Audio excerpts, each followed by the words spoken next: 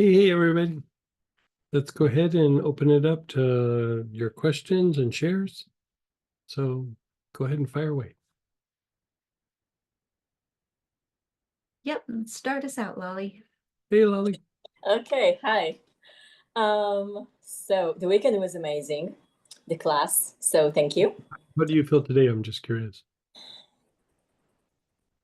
Good. It's like it kind of brought up some things that I didn't really realize. Like when we did the class, things came up afterwards. Like physical things or psychological things? No, psychological stuff related to one of the I worked with the Mars a little bit and then with the Venus. So some things that were related to that. Like Okay. as far as how I'm doing things in my life and what I need to cultivate more. But it's been really interesting. So thank you. And working more with I can protective webs actually. So the protective webs and that's actually something I wanted to ask you about because we talk a lot about the blend. I'm wondering actually what's in the blend because when I look at my notes, I don't have. Yeah.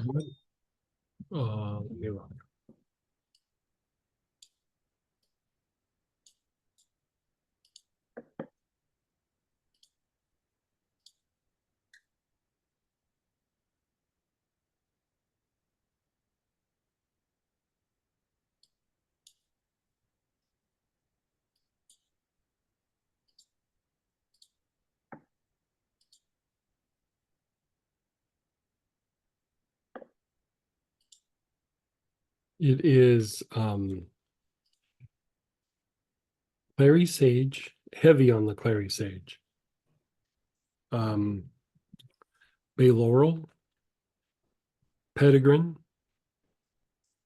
a tiny amount of eucalyptus citrodora. That's what I thought. Okay.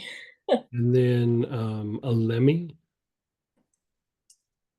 and basil and red mandarin. Heavy on the clary sage, heavy on the lemmy, and heavy on the petitgrain. Okay. Thank you. Yeah, because I was wondering. I used to make a version of it a long time ago, and I used to add. It was pretty much like a version of this one, but it had linden blossom, which are the flowers from the lime tree.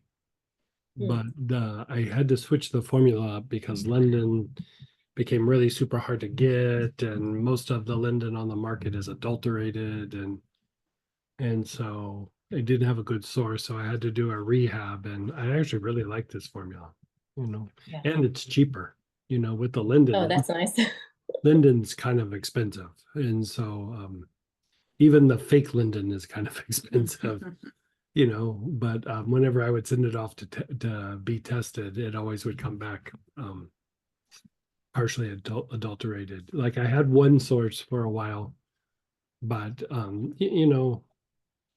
sometimes people just retire or something happens, and they had gone out of business, and so finding new sources, I couldn't find one where it was clean. I still have a little bit of that old stuff, but not enough to sustain that blend. So interesting. So for me, I smell the eucalyptus citrodora because it's a smell that there's just a little tiny bit in there. Plus petitgrain would have a little bit of that smell. Oh, then that might be Yeah. Which is let's just say not my favorite, but hey, it does the job. Petitgrain is the leaves of the orange tree, and so it doesn't have like a sweet citrusy smell. It kind of smells a little more, smells green, but it kind of does have a little bit of a lemony green smell to it. So it could be a little bit of that. So and usually the two that are like, so the eucalyptus citrodora is like really not one of my favorites, and yarrow I can take it internally, but if I have to inhale it in a blend, which is why I really noticed that when you change the health rays, Oh yeah. it makes me gag a little bit when I have to like inhale it. Just because of the scent? Yeah, and I don't, and I can take it internally, but something about the scent is just, because even, Yeah, so it's even got with a little health bit rays, of a medicinal smell to it. It's not like you smell and you go, like, it usually smells medicine-y. yeah, and I can deal with like spikenard fine, but Mhm. yeah. So, okay, so thank you about that. Now, since we're talking about the class, it's not really a class question because you put it on the website.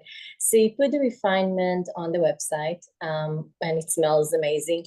And one of the things that you put was the body tonic. And then what I'm wondering about, when we talked about it, you mentioned that it's not something that you would necessarily use like all the time because it Yeah, might I mean, be. I like I think about it, like the only time that I have used it kind of consistently is usually when I'm treating like treating something that it has like a significant psychological component to it. And it doesn't always mean a psychological issue, but say like you're even dealing with a prosperity issue or a thing with a relationship or something like that, there's still going to be like all that water under the bridge, so to speak, from life. And the thing is like that conditioning, like it impacts the nervous system, but like the basic gets conditioned and has kind of like I don't want to say a response, but mm, like there's just an accumulation that happens where you know how like sometimes you might be having a difficult time at work and like some bad happens and some bad happens, then another bad thing happens and another bad thing happens and another bad thing happens and another bad thing happens, and then something small happens and you're like, that's it, I can't take it anymore. The thing that makes you snap usually is like a little tiny thing compared to all of the other things. That's really a basic chakra thing, and the basic chakra can kind of do that. And so like when you're dealing with something like that, it's kind of like a kind of you could say a kind of trigger. Like we throw around the term trigger, but there's different kinds of triggers and there's different results from triggers. And sometimes triggers are actually even positive. They're not always like a negative thing. But that one's just like, that last straw. It just helps diminish that. And I found over a period of time, like doing that,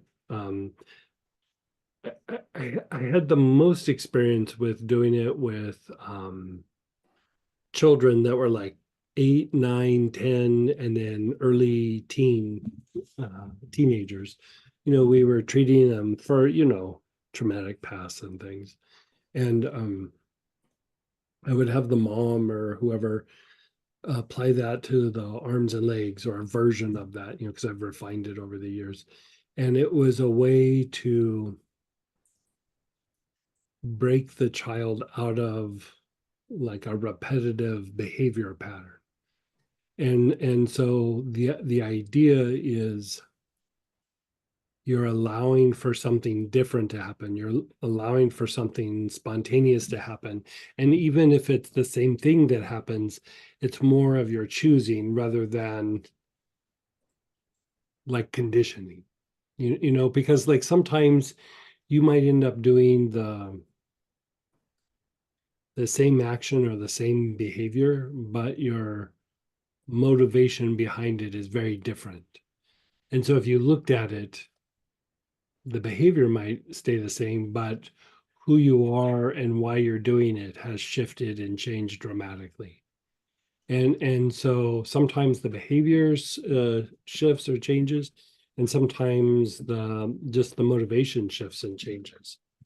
And so the idea is you're dealing with like protective responses, defensive responses, and sometimes even, well, I guess that would still fall under protective, and but anyway, yeah. So, okay, so, but again, so you wouldn't necessarily use it as a You as a could. daily thing, Yeah, or you could. Like, I mean, if you're going to do it and really work it, I would work it once a day, every day. And it's not that like something bad would happen or overwhelming. It's just that I don't know how necessary it would be. Like, okay. you know, I'm all for like doing therapy and doing all the stuff that we do.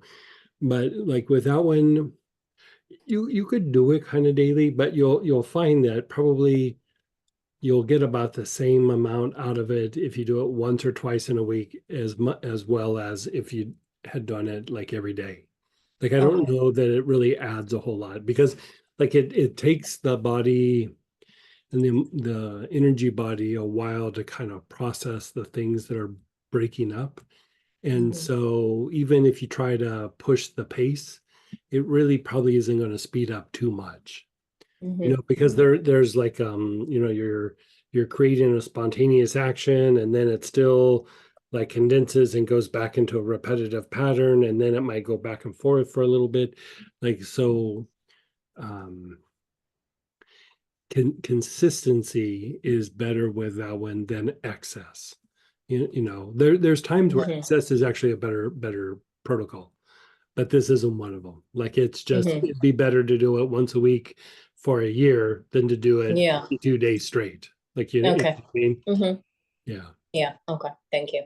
Yeah. Yeah, and also with body tonics, I ended up with so many, so I really pretty much Oh yeah. alternate them Yeah. daily. I have a little, like, we're getting ready to travel, and I have like a little case that's got all my different body tonics in it. And I think these are just the travel ones. These aren't Yeah, the, it's like the we ones on need all the of those. bedside. Yeah, I know. Yeah. So thank you for that. And then another blend we worked with last week, I think, oh, for the study group when we did the ORIC programming. So we worked with the Prosperity, which I mean we worked with before. And again, I really want to know what's in there. It smells to me like this Siberian for Which one was that? premium Prosperity? Prosperity. Yeah. Um, It's again Siberia for yeah. premium, Uh-huh. like galbanum, dark patchouli, kava kava, and again clary sage. Okay. Um, and then I think we talked about this blend, not necessarily last week, but when we talked about that, I think in other classes, you mentioned that it's basically it's prosperity, like money-wise and financials, but it's actually more than that, right? Like it works on like a Right, mental, emotional level as well. right. Are you talking about the prosperity blend? Yeah. Yeah, yeah. It impacts like the heart, and it impacts the basic, and it does affect the psyche somewhat. Yeah. Okay. Okay. Yeah, because I worked with that for a few days. I'm like, oh, this is nice. Yeah. Um, It's and it's more about like helping to cultivate like an outward expression of essence. Because so many times our expression is more of the intellect, and the prosperity blend is about like expressing outwardly like intuition and just like essence. And so it does help with uh, like attracting, and it also helps with communication with the earth. So elements, basically. okay. When Um, I made that blend and I was talking about it, we hadn't gone too deep into the working with spirits and things like that, but that's part of what that's for. Yeah. okay. Yeah. Thank you. And then the Siberia Fur Premium or Siberia Fur by itself, it's because basically it can be good for respiratory and activates the heart and prosperity, Mm-hmm. Mm-hmm. right? So it's like Mm-hmm. Oh yeah. does a lot of And then there are a few times, so I guess my question would be, what is the common thing of all the furs? Because there's some processes when you say, okay, and you can use a fur and like any of them. And I'm wondering what would be the same between the Siberian fir and like the Douglas fir, and what's the same thing about them, like from that family? Oh, what's the same thing? And like what's the same thing Um, and what makes, yeah, because each one of them is Yeah, doing each one's things. different and it depends on the situation and the application. So it can be a little bit hard to say, oh, this one's better for this or that, because sometimes it is depending on something. But they all are activating to the heart, but they're also activating to the heart seed or that physical permanent seed. They're all very fortifying to the nervous system. They're very fortifying to the body. They help diminish depletion in the nerves. Any sort of stress related complications and health issues, they're good for that. Very good for like soothing respiratory, like not necessarily inflammation, but you know how when the respiratory system gets really frail or agitated, you know, Mhm. usually through prolonged illness or, you know, like just when you've been sick for a little while or something, it can be very soothing that way. It's like soothing to the body. Okay. They do have an impact on diminishing the catabolic state, not as much as frankincense, but it is in the realm of that. Um, you know, we haven't go, I mean, we've started talking about all these things in some of the classes, but you know, as you go through and you do treatments, it's always good to keep in mind the regeneration and degeneration in the body, even when you're treating symptoms. And so, like, part of like how we're starting to present the information is to present the work program and then present something that has to do with vibrational healing. Sometimes it might be the energetic component, but sometimes it might be, you know, working the trigger point blend for the catabolic state or the anabolic state or the spikenard with the spinal thalamic tract. You know, so you always have some version of that, but I haven't gotten into too much. I'm working on it, but the the list of things that would fall under stimulating anabolic state, which is regeneration, or diminishing the catabolic state, which is the degeneration. You know, it doesn't always have to be the blend. You know, sometimes you might want to take a single oil or something like that. So I'm kind of making these like lists. It's very tedious. That's why it's taken me so long. And then I lost all my notes in my iPad. I had some weird Oh hiccup where I lost a bunch of classes, and so, but anyway, that's another story. Um, so the the fir and spruce both help with that. And if you look at the idea of the activation of the heart, and spruce does the same thing but for the crown. You're looking at also a kind of conductivity, and you know that word, even conductivity gets thrown around to the point where it kind of almost loses its value, because even within conductivity there's different types of conductivity, and like what one is just like, if we keep it simple, just being conductive to divine energy. But even within divine energy there's light, there's love, and there's power, right? And so each one of them, when you're conductive to each of those components, has a potential to make you, your body, your emotions, your mind, but your energy body, like shift.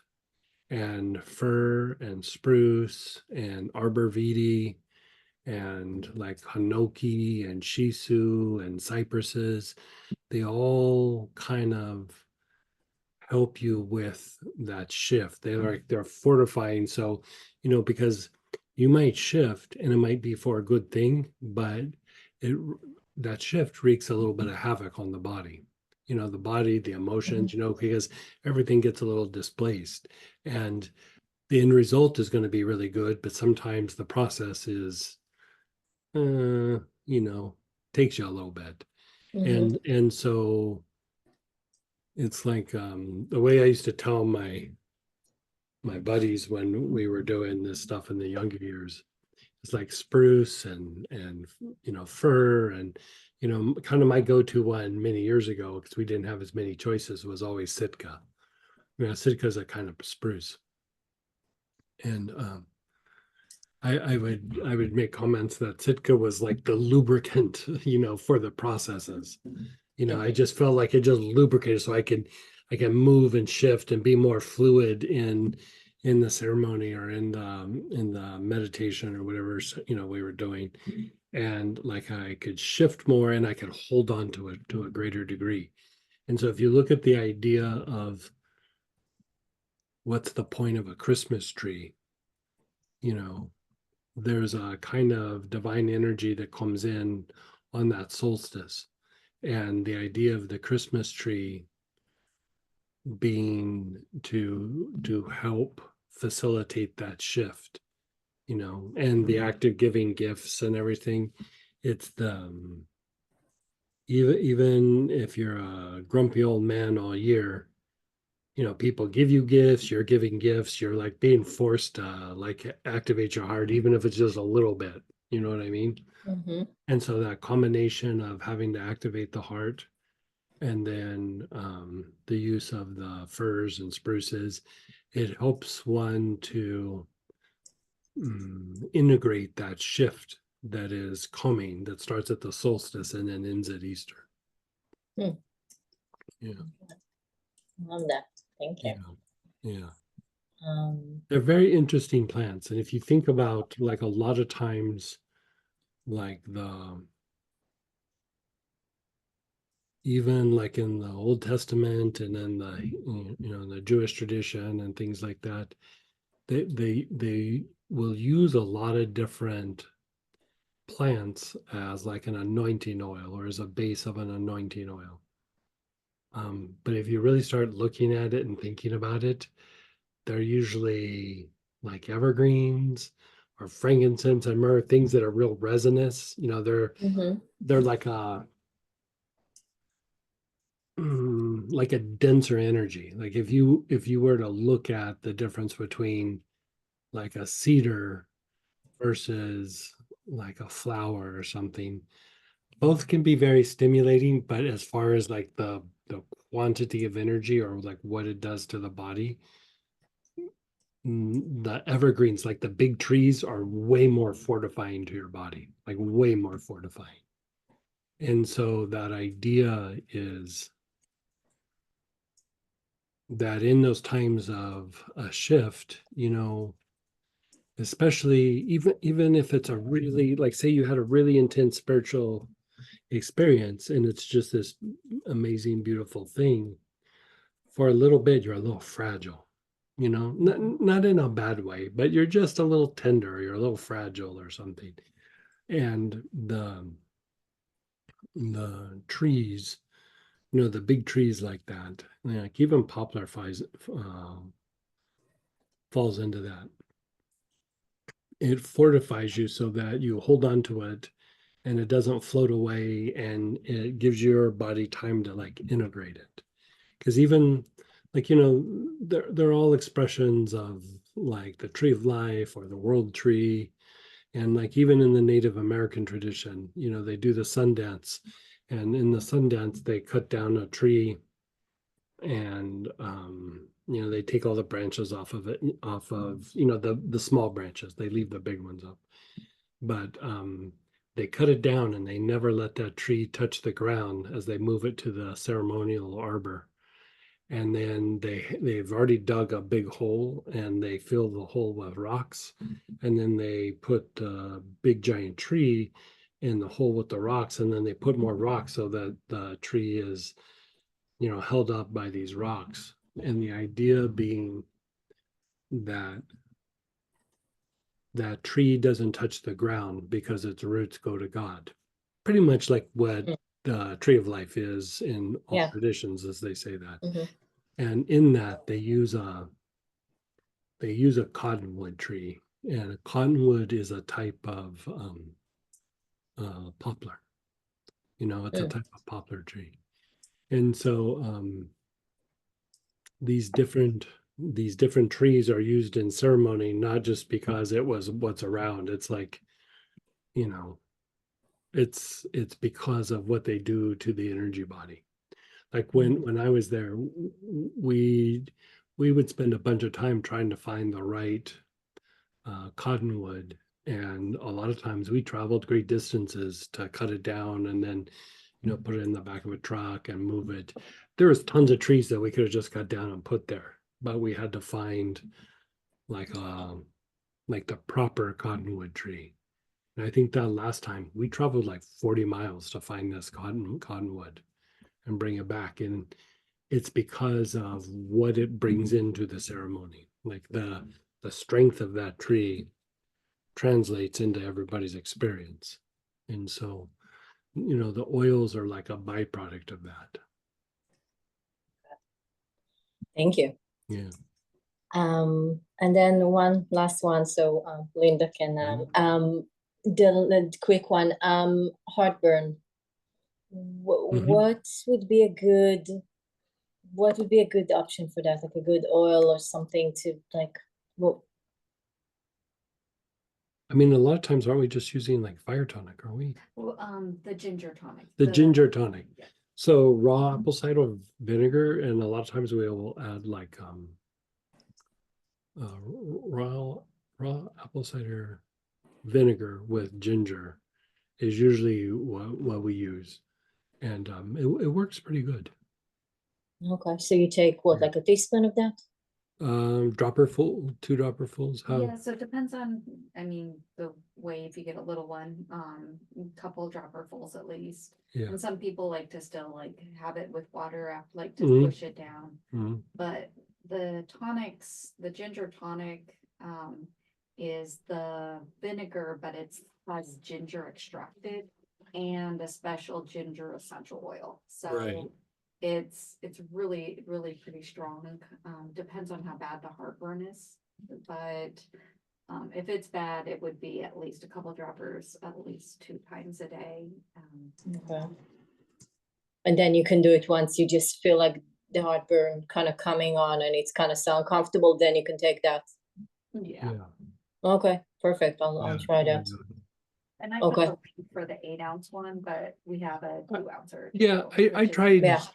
I tried peppermint for a little while. Like I don't get it too often, but when I do, I did a thing with like peppermint.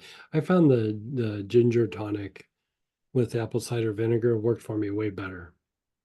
Okay. I'll try that. Perfect. If you're getting it at night, yes.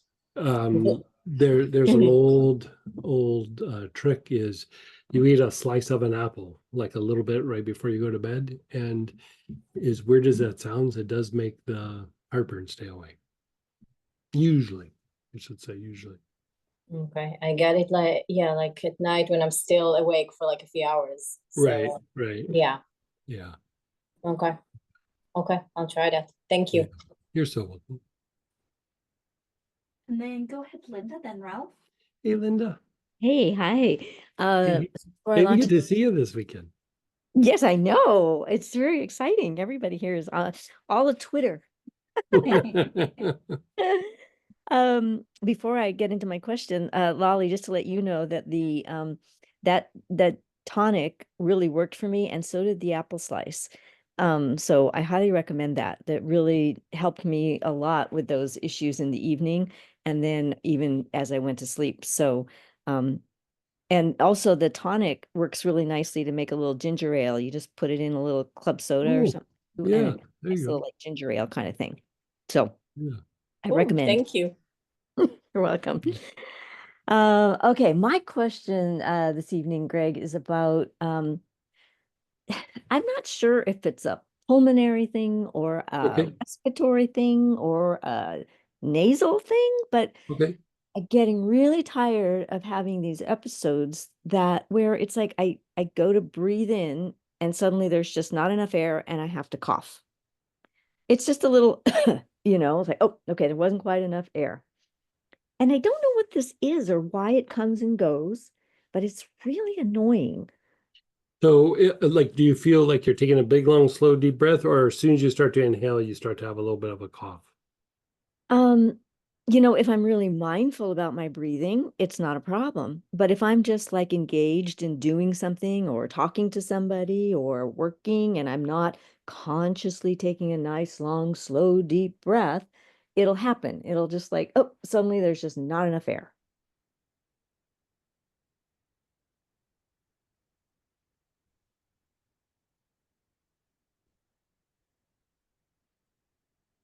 Yeah, so I think that is probably, it is kind of like a respiratory issue, but it's probably more like the trachea, like Mm, windpipe, hmm and that combined with the diaphragm.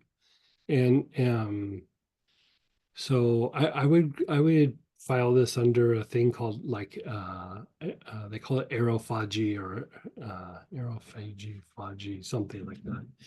And it basically is like the breath is a little bit off and there's a little bit of like tension in the trachea, hmm and it can manifest as like tension in the diaphragm, like the diaphragm is not contracting and relaxing quite like it should, which I could say that just about anybody, but it's like it's to the point where it's starting to cause a little bit of disruption in the breath and something. And so I would use you could use anise, you could use mm fennel, you could use there's an oil called C odorata, Okay. and it's basically a kind of cumin. Like it smells like Mexican food, like good like spicy Mexican food. It's but usually I use anise or fennel. Like those are usually the ones that get it. Um, there was another. I made a blend for that. You literally have a blend Called called aerophagy. Yeah, I typed in how to spell it. yeah. Let me look something up about that.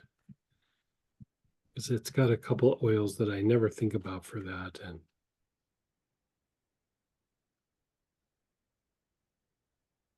that is probably, let's see, it's in that.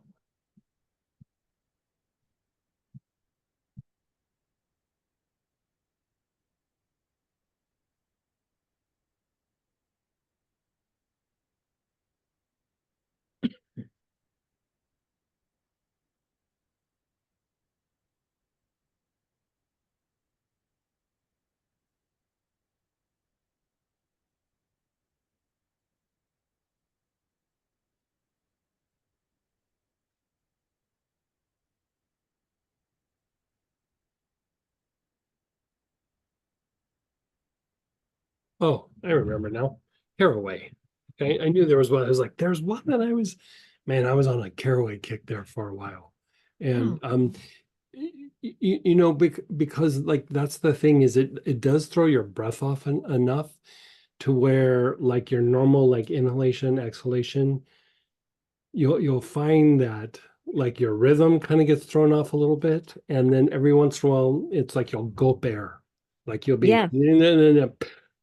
Yeah. and it could be like when you're talking or like when you're kind of doing something active or even when you're eating, you'll start like kind of gulping air, and it's just this like weird tension in the trachea and stuff. And so in the US we don't talk about aerophagy very much, but that is very much a European thing. Like they acknowledge it or are aware of it. And doctors are usually looking for it. And so it could be a byproduct of like allergies, it could be a byproduct of stress, could be a byproduct of like being sick and then getting better, but like your respiratory system just never completely recovered. Like you might have some spasms or like a fascial lesion somewhere that's throwing something off. And so I usually start with the aerophagy or caraway, anise, fennel, something of that nature.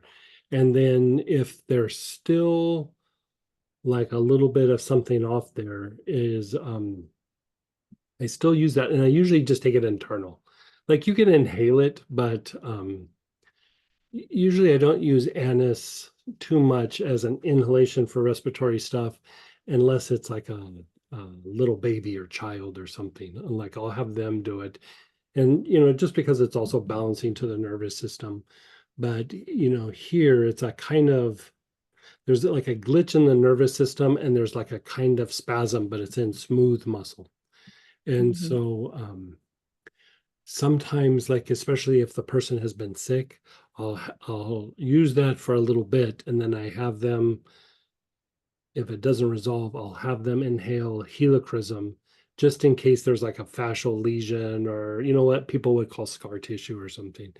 And it's like a knot in the smooth muscle. There's not really a term for it. They call it lesions usually in osteopathic practices. And so it's a way to kind of unwind that. The other byproduct of that is because that is present, we go back to like what we were talking about in that vibrational healing class, where like sometimes our body starts to go into I just coined this term or say it like this for the sake of my notes and stuff, is I refer to it as metabolic instability, where things just start getting a little wonky, and it just starts these like little chain events to happen. And so because it's the breath, and because it's not always necessarily the bronchioles, it's like that trachea, and it does impact the diaphragm. Sometimes like using large body tonic, or just large oil, like, and just put it on the body, because it calms and relaxes the bronchioles, but it also does things to the nervous system. So that's one thing that possibly could be a thing that you experiment with. But a lot of times what I like to use is, I put the anise or the caraway, fennel, something in motion.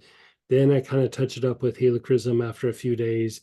And then if that's still not doing it, I will have the person or myself take yarrow internally. And the idea being that when the breath starts getting wonky like that, it starts to cause like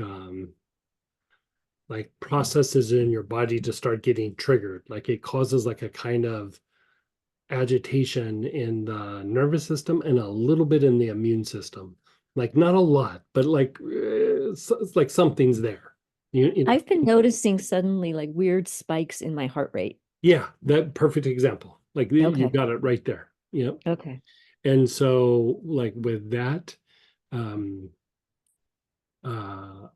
yarrow will usually calm that down, So I have this spagyric yarrow Yeah, tincture. perfect. Yeah, Okay.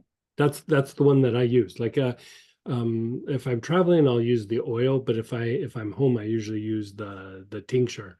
Okay. And because the tincture's got the oil in it as well.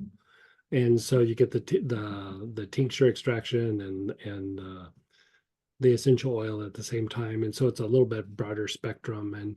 And a lot of times within a day or two of doing that combo, it will calm down.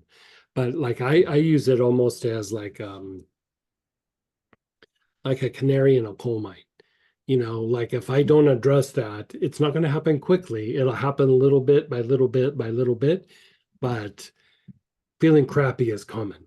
You know what I mean? Like it might take 6 months, might take a year. Like it sometimes it's just you if the breath gets thrown off, and then it starts to throw off the nervous system, and then eventually starts to throw off your sleep, and then like you said, you start having weird spikes in the heart rate, and all these things start to happen. And if you don't really kind of jump on top of it, at some point you just kind of start feeling a little bit worse and a little bit worse. And then pretty soon you're in the middle of like, I don't feel good. And it's not like you have a health condition, you have like a functional issue, like a functional condition, but eventually some health issue is going to pop out of that. And so, you know, it's usually not anything bad or chronic, but it's just wherever the body has a weakness is usually where it will kind of settle in. And Yeah, it's just incredibly annoying because it yeah, comes oh and yeah, I goes. I'm agree. happy to say it's like, and then when it's gone, it's like, yay, I feel so good, you know, and then Right, it pops back up again. And it's like, why? right. Why does it keep popping Yeah, back up? yeah. You know, I've seen it like with people after they've had surgeries and, you know, after like a traumatic event, but also just like colds, flus, you know, COVID, um, you know, some of what people call long COVID, you know, it's not the same from person to person, but it's still like because it hits the respiratory system so hard, it does like weird things to the blood and it does weird things to the nervous system. And, you know, going back to the anabolic state and the catabolic state, your body just starts kind of degenerating. And I would say, like looking at all the things that happened with COVID through all that time, that idea of usually when I'd really delve deep into like reducing that catabolic state, that state of degeneration was usually injury or trauma related. Like, you know, I'd always keep it in mind when I was treating people or whatever. But like when, you know, like a whiplash or a fall or, you know, a big traumatic event or, you know, some big emotional event, that's when I'd go, okay, we got to make sure the catabolic state is diminished and, you know, all that kind of stuff. But the thing with watching people go through COVID and then how people were responding and then sometimes not responding. One of the things that COVID really kind of blew my mind about was that how badly that in some people, not all people, but in some people, it really put the pedal to the metal on that state of degeneration where even after they came out of it, their body just kept like going downhill. And you know, you could see that in really severe, like as far as immune system related issues, you would see that in really severe like chemical exposures or really super bad allergic reactions to something. You know, like somebody needed to have like an EpiPen or, you know, some weird thing like that. Um, um, like I was treating these children one time that all had a bad reaction to the vaccines, like when they were little kids. And they would have like seizure disorders and like, you know, they basically would have like brain damage because of they had such a bad allergic reaction. And so that's what we would try to do is like try to decrease the state of degeneration. And, you know, it wasn't always successful. Like we would try, but sometimes just there's already too much brain damage and stuff. And Yeah. so you know, in the extreme, I was always like, oh yeah, that's a thing. But who would think about it like from a cold or a flu? Like that's usually not that big of a like, you know, for some people that might be a little bit of a thing, but not for 50 or 60% of the people who get sick. Like that's usually like a more isolated or like specialized situation. But man, Yeah. that virus really was an eye opener. You know, and back in the, you know, I know there's a lot of talk about the different reasons like why it happened or if it was, you know, man-made or whatever, but back in early 2000, like 2001, 2002, 3, Master Toa had me and a small group of people looking at, you know, we were doing these like little research projects where we would present information to him And one of the things he had us looking at was solar flare activity.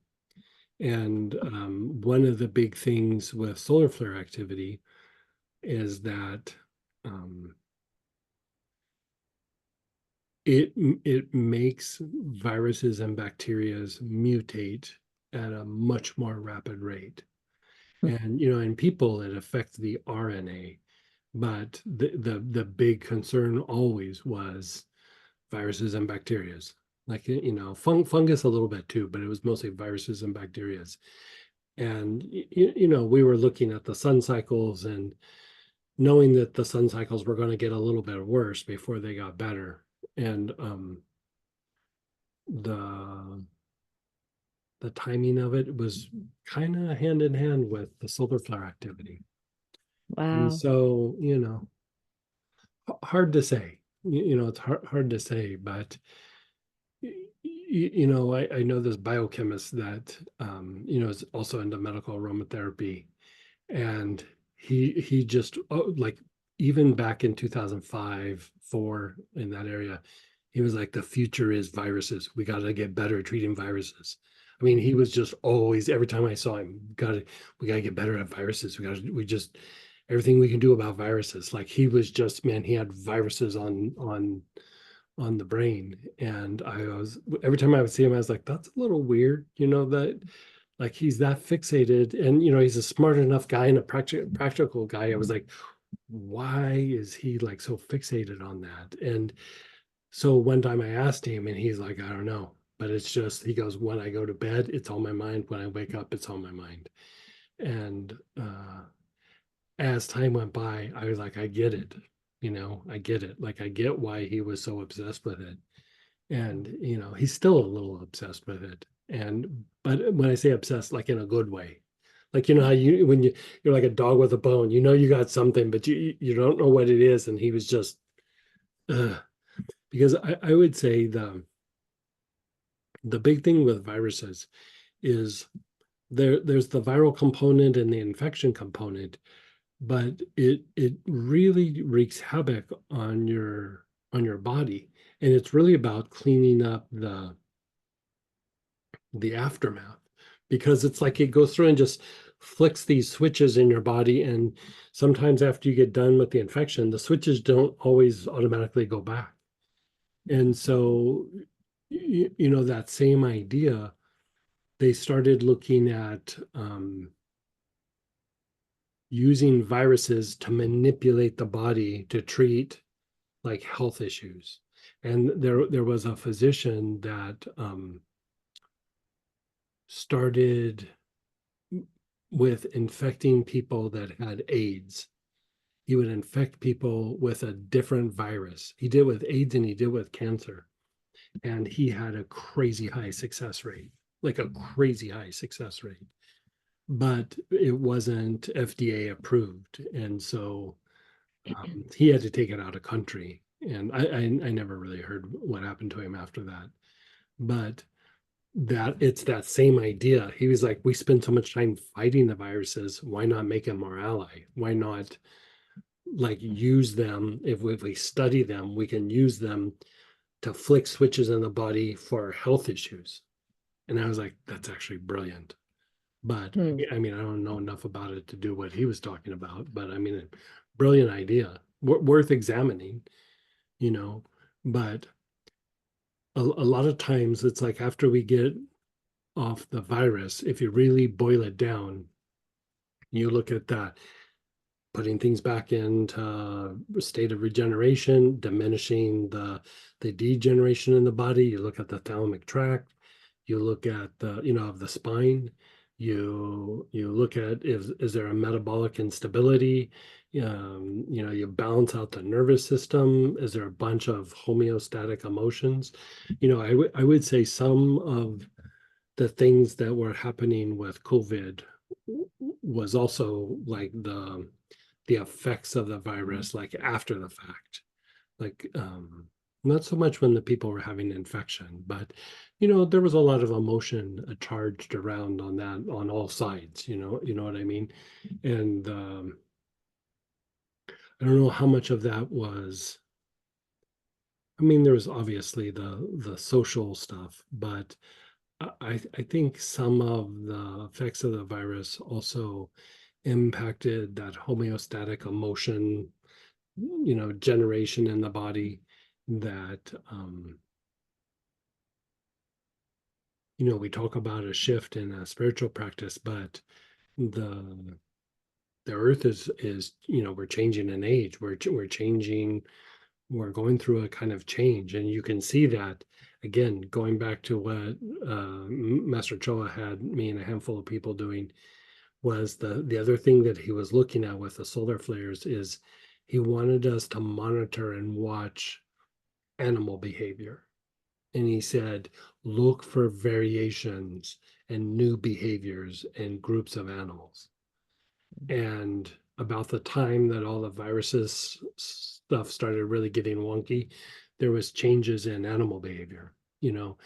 Solitary hunting animals were hunting in a pack now, and some of them even started like using, I don't want to say tools, but they were doing things in different ways. They were basically changing their behavior. And even if you look at like there's all that activity with the orcas, like taking down those sailboats and things, and it's still happening. It's things are shifting in the world, and we just got to get good at handling the basics, not taking for granted that just everything is like normal and we're just dealing with a fluctuation. Like there's times where you got to make sure the nervous system is balanced. You got to make sure that the body is regenerating. You got to, you just hit those like kind of markers with whatever's going on. And you're more likely to not get impacted by the weird chaos either in the environment or the viruses or the bacterias or whatever it is.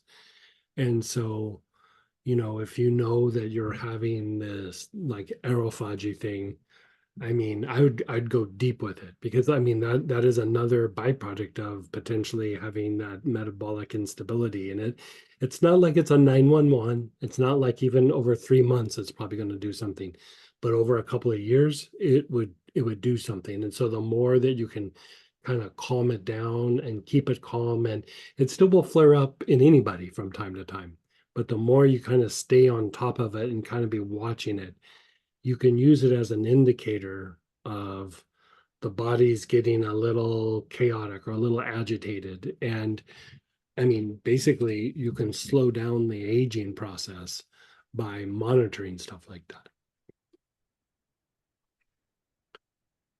Okay, well, I Yeah. will. I will. I don't particularly want to slow down the aging process, but that's okay. Right. Well, the aging process just being the body breaking down, and you know what I mean? Yeah. The aging process really is inflammation. Mm, You're calming down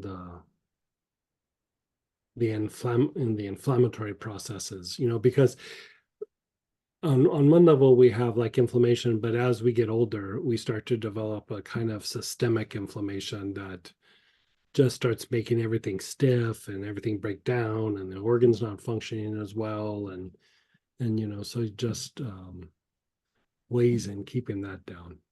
yeah. All right. Well, thank you so much. We look You're forward so to seeing you soon. yes. And then go ahead, Ralph. Hey, Ruff. Hey, Greg. You were just talking about aerophagy. So I remember for aerophagy, there was the pursed lip breathing to Yeah, address it. that's bronchioles. I mean, it still would probably help the aerophagy a bit, Mm-hmm. but that's more for bronchioles. Okay. Yeah, yeah. So what would be because at night, when I'm laying in bed and I'm trying to breathe deeply, I'm noticing that my breath is very uneven. That would be So bronchioles. That would be okay. the pursed lip breathing, like Okay. larch, German chamomile, anula, Ame visnaga, Mm-hmm. hyssop, sitka, frankincense. Like I started doing a thing where putting the larch on the body is good. And, or, even just a lot of inhalation can be good, but putting it on the body, sometimes I'm feeling lazy, so I'll just go, and then lay down. Mm-hmm. But the thing that I started, because it's like it works good, but like, how can I make it better? And it Right. wasn't like I wanted it to make it better because it wasn't enough, but I was like, I want to make it more long lasting, or I want to make it happen faster or whatever. And so I think the idea of using a few drops of frankincense internally can make the body like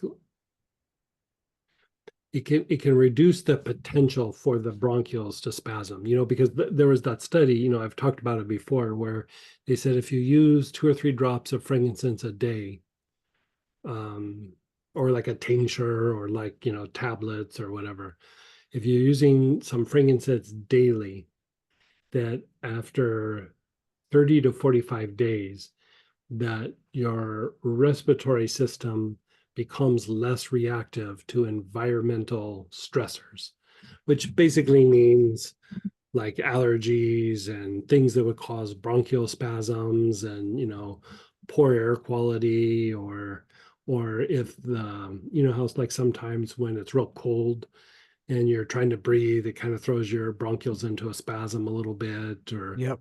any of that, or sometimes even heat can do like weird things. People can develop allergies to like extreme hot or extreme cold, and so it helps to balance that out. So that idea of like if you're trying to deepen and regulate the breath, which I think that's a great thing to be focused on. I would, you can get a little bit of a regiment in, but like I like to kind of mix it up because, with a regime or regiment or is sometimes we're missing little pieces, or we make certain areas better, but we don't hit it all. So I like that idea of like kind of exploring either with different plants or different targets.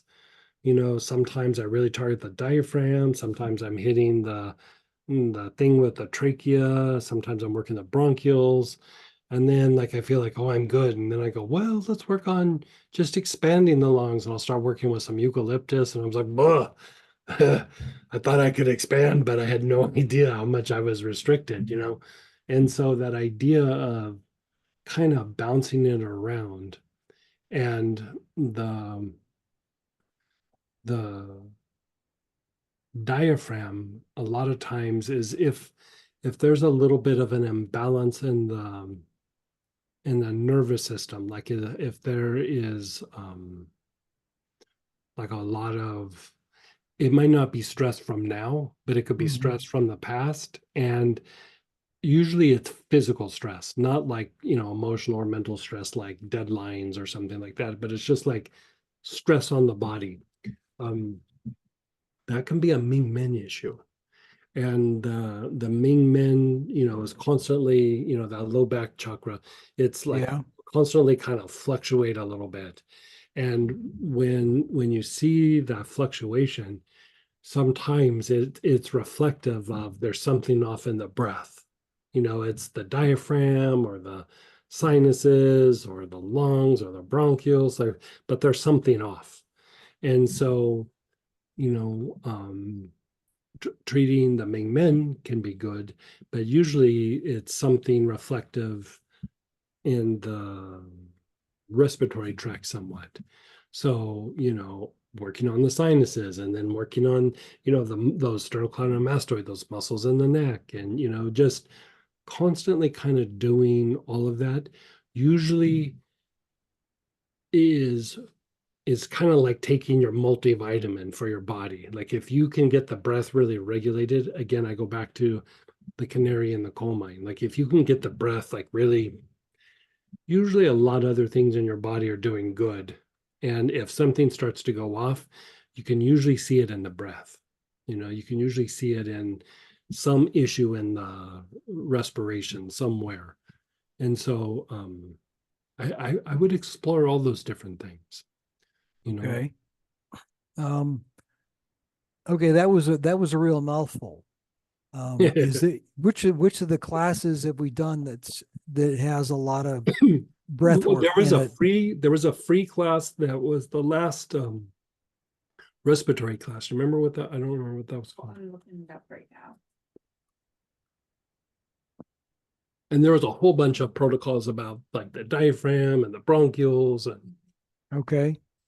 so we'll pop it up, and I'm sure you probably have it, but we do so many things that got lost in the stack, but we'll resend Yeah. it.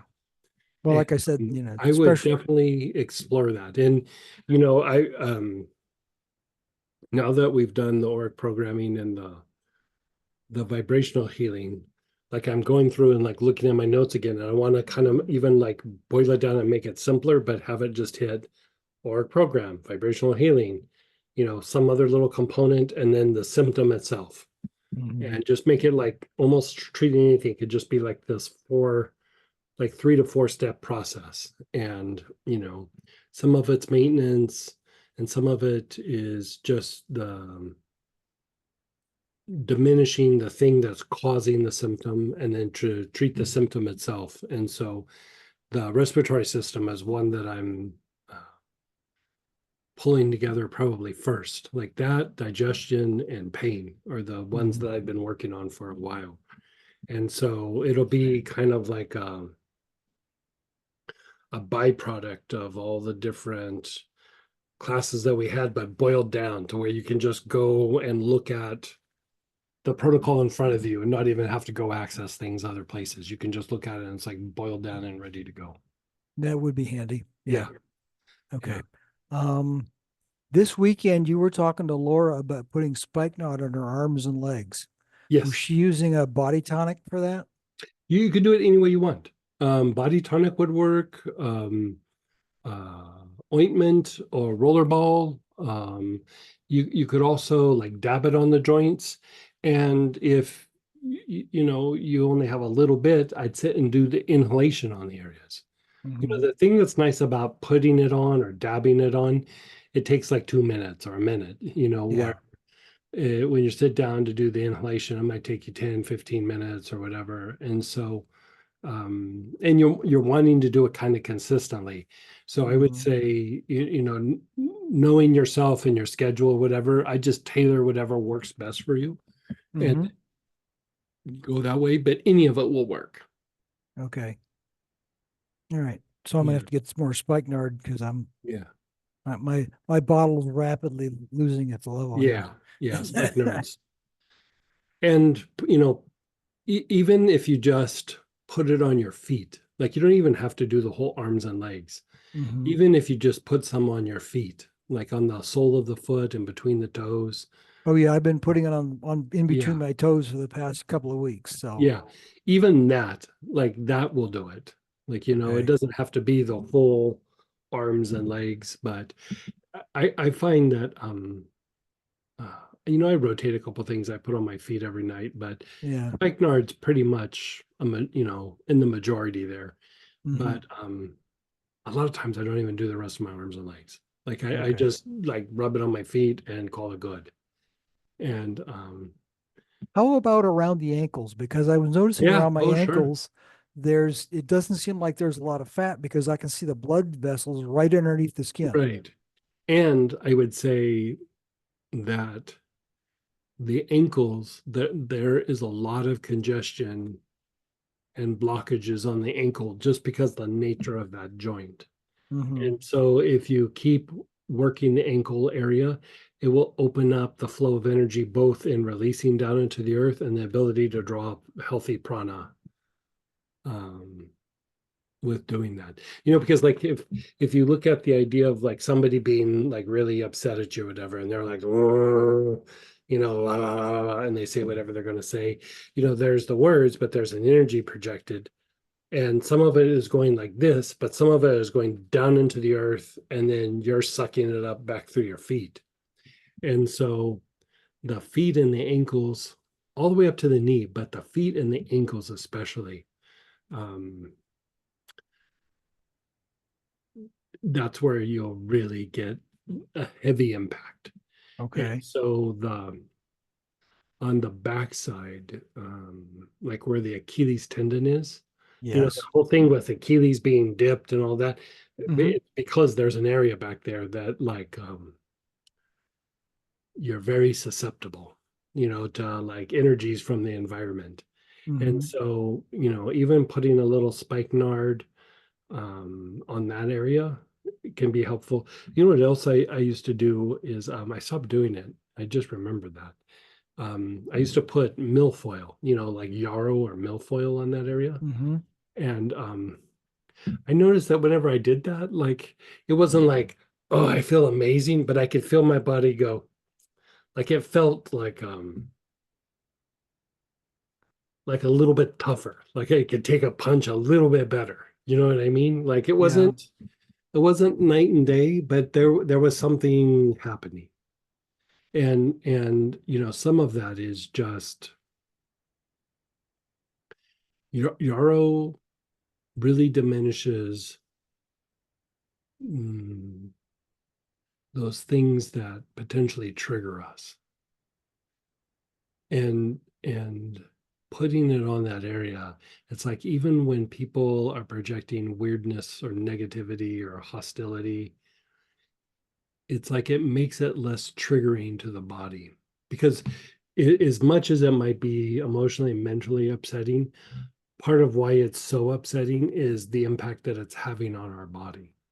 And so, like, if you can calm the body down, usually the emotions, even though you might be a little bit upset at the situation or the person, it's not a 10, it's like a 4 or 5. You know what Mhm. I mean? Or it's just like, ugh, there they go again. Where Yeah. before it's like, I'm going to wring their neck. Mhm. And so the more you can keep that reaction happening in the body, the better. And a lot of times it's the feet. You know, because if you look at it from like through the physiology, we get a lot of stimulation of neurotransmitters and things with our feet. And so, like, remember in the old days when we were talking about COVID, like in the very beginning, you know, I had like a bunch of notes that I put out, and one of them was about, you know, putting certain things on the feet, but also don't let your feet get too hot and don't let them get too cold, Right. because those send messages to the body that then makes you more predisposed to getting sick. Yeah. And I've had It's my family on from my mother's side has had circulation problems in our feet. We're going way back generations. And right, my feet, I tend to run cold in the family. I'm always reaching for a sweater or a jacket or a long sleeve something to put on. Claire's running around in t-shirts. right, And my feet, even tonight, I've got relatively heavy socks on, and underneath those heavy socks, my feet are, I can tell, are a little cold. right. So I'm I would like, constantly dealing with that. so spikenard would be good. You might even try, you know, the thing that's kind of nice about vetiver is it's Hmm. still cooling, but it does improve circulation. So Okay. there's that, and there's another oil called I've got vetiver. the Taggets. And Taggets is very good for increasing circulation in the feet, but Hmm. not with heat. And you know, like if it doesn't feel like it's improving, maybe we make you a little experiment of like a little black pepper and terebinth or something where it cleans it up, but you generate some more circulation in that area, but not too overheating. But So black pepper, as I recall, was one of those lymph movers, mhm, right? yeah, and fascia, like it helps to Okay. open up the fascia. And do you have blood pressure issues? Yes, I have low Low blood blood pressure. pressure. Yes, I've had that my whole life, and it's caused me to fall on the ground a couple times. Just inhale and use a lot of hyssop. The hyssop will help regulate the blood pressure for low blood pressure. You know, you could just throw it on your wrist, you could throw it on your chest, your abdomen, doesn't matter. Just get it in your skin and from time to time just inhale it.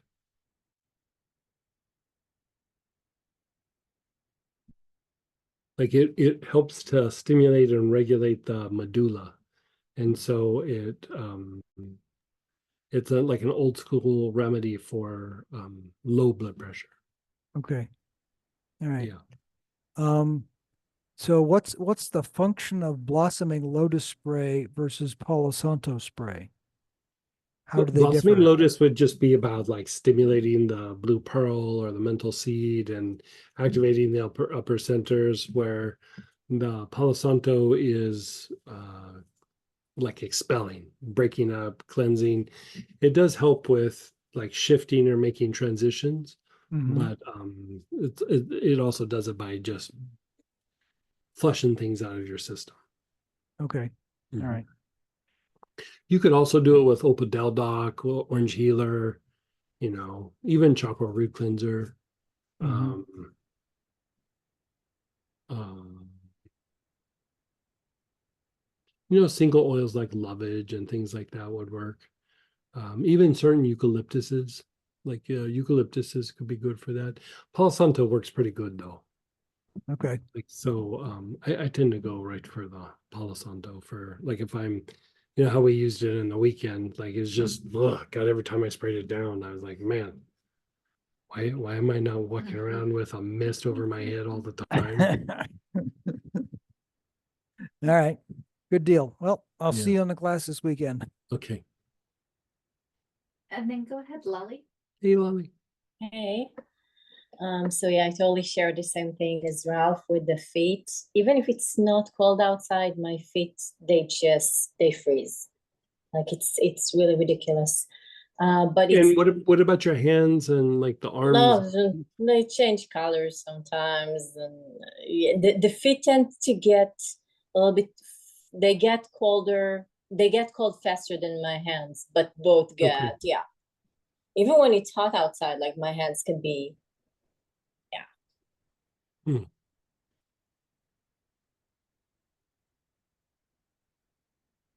You know what else might work? Is that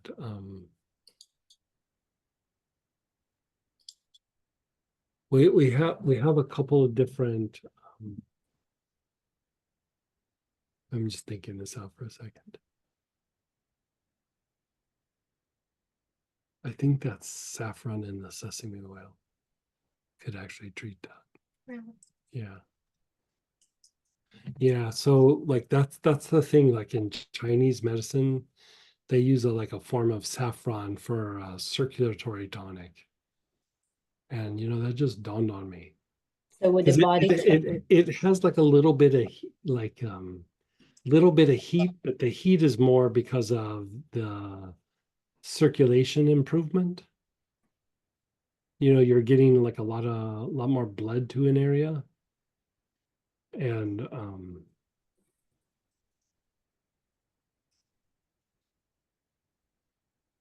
I have to think that out for a second. What would you mix with that? I'll do some experiments. Like I think we could do like saffron with maybe even Taggets. I bet you that will be it. so I Taggets, have like Taggets and saffron. I bet you that's the ticket right there. Because it would increase circulation, it would detoxify the area, it would relax everything, but it wouldn't cause excessive heat. I think that's the ticket. We'll do a little so experiment. Ask me about this oh, again next week, and well, it might we're getting ready to travel, so it might have to be when we get back or something. But okay. And then so when you say saffron and Taggets, would you mix it? Because I have saffron body tonic from one of the classes, and I have Taggets ointment. yeah, so try like taking put like a few drops of the Taggets in your hand, and then put a little bit of the body tonic, and then rub it together, and then rub it into your feet. Yeah, Okay. I think And for I you mean, and Ralph, that could be a really good thing. okay. Okay, I'll experiment. Yeah. I've been using Taggets sometimes because, again, like you just mentioned, the ankles, that tends to be like a really challenging Taggets area is for really me. good. Taggets is So, really good for your feet. It's so really good yeah. for your feet. So Yeah. then I'll start mixing the saffron as well. Okay, thank you. Yeah. And what I wanted to ask was actually going back to my question from earlier. I forgot to ask you about the refinement. I don't think you mentioned that in the class, but in the newsletter and on the website, it says that one of the things that it does is it deepens the effects of the different colored healers blends. Right. I don't, what does that mean? Like you use the color healers first and then you're using refinement, or what's? No, they don't have to be necessarily at the same time, but like the more that you use that refinement, you could use it like before, after, but like the more that has been done, your body will, because when you're using the colored healers like green healer or blue healer, whatever, you're getting an effect, but what that's also doing is it's stimulating the body's production of those colors. So it's not just that you're putting blue on, you're stimulating blue in the body. And so at some point, you're stimulating resonance in the body, which means that your body starts to become less reactive to things in the environment, and your body also can cause things in the environment to shift, right? And part of how you're able to do that is the colored pranas. And so the colors are tied more to the immune system than anything. Even when you're treating different health issues, they're hitting more of the immune system than anything else. Even if you're treating something neurologically, there's still an immune component to it. And so the more that the arms and legs are cleaned up, how we talk about like refining the energy body, when the energy body is grosser, like lower vibration, it's not just like, oh, the colors in the body are darker. Sometimes there's not a lot of colored pranas. It's like more like white. It's just white, which contains all the other colors, but there's not like big dominant colors. And so the more that the energy body gets refined, the more that your body is able to heal, and the more that your body is able to diminish the effects of things going on in the environment or things that happen to your body. It gets more refined. It transmutes things better. It transfigures things in the body much better. And so the key to any sort of transmutation is the arms and the legs. Like if you open up the arms and legs, there's a kind of flow that moves through the body that allows the colors to do more of what they're going to do, and it allows for more production of those colors. When the body is not refined and the arms are really congested, if you look at a person and they don't have a lot of different colors in them. It's just like this, like kind of dirty white, like it's like almost looks grayish, and it just means the energy body's not as refined. Is all it means. It's not bad. It's just not good. You know what I mean? Yeah. So, and that actually brings me back to, if I'm correct, I think in one of the classes, I think it was the earlier version, not the 2.0, but I can't remember which one. We actually worked with the mugwort before we worked the colors with each one of the processes. I think so, to open. It was probably the foundation for that one. So I can't remember which version though, but now that I think about it, that's what we did with the mugwort, which is the same idea. Okay. So basically you don't have to work with the refinement and the color healers together. No, it doesn't have to be like in the same session. You could just be working it in general, because even if you didn't work with the colored healers, it would start, and you just were working refinement, it would start refining the energy body where your body started producing the colors. Wouldn't do it as fast, but it would still do it. Okay. Yeah. Okay. And then since we're talking about colors, you would, the process for the colors, you would do like what, once a week or so, once every other week? Like I try to be somewhat consistent. You could do it more often, like, but I would say like work it into like your, your schedule of doing things. Like, Yeah. I would make it like maybe once a week, if you Yeah. have other things that you got going on, but I sometimes I don't even do it once a week, but like when I do it kind of intensely for like a couple of days, and then I won't do it for like 3 or 4 weeks. Okay. Like I'm Yeah. doing that with a couple of different things right now. And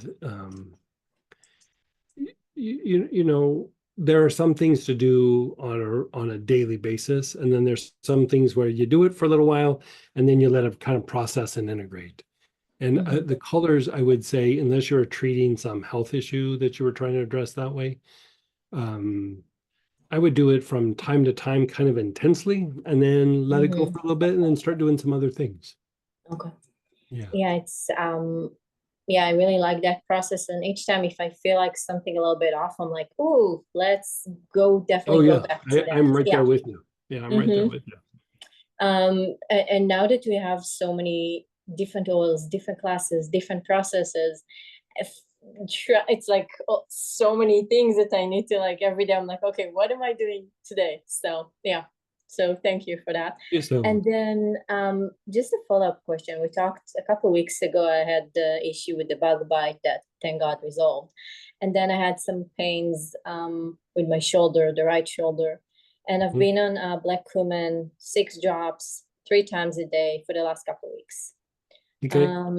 I feel good overall. The shoulder though, so I did TheraBand for a few days, a few times, and then I switched to like marjoram and pain soothe, and it was fine. But then every few days or so, it kind of comes back a little bit, or I wake up with that. Like this morning, I woke up with like pain, and then it went all the way to like the back, like my shoulder blades. So I don't know. How do you sleep? Do you sleep on your back, on your side, Yeah, on your stomach? I sleep on my back. I barely move. If I move, I turn to the side. I got used to it after my accident, so it's stayed. Hmm.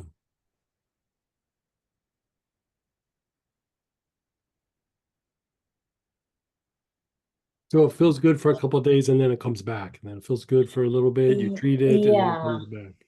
and and then I treated it again this morning, but I'm like, do I need to go back to the TheraBand, or like I've been doing also orange healer because it has some like just with the idea of cleaning it. Hmm. I mean, I've been typing on the computer, but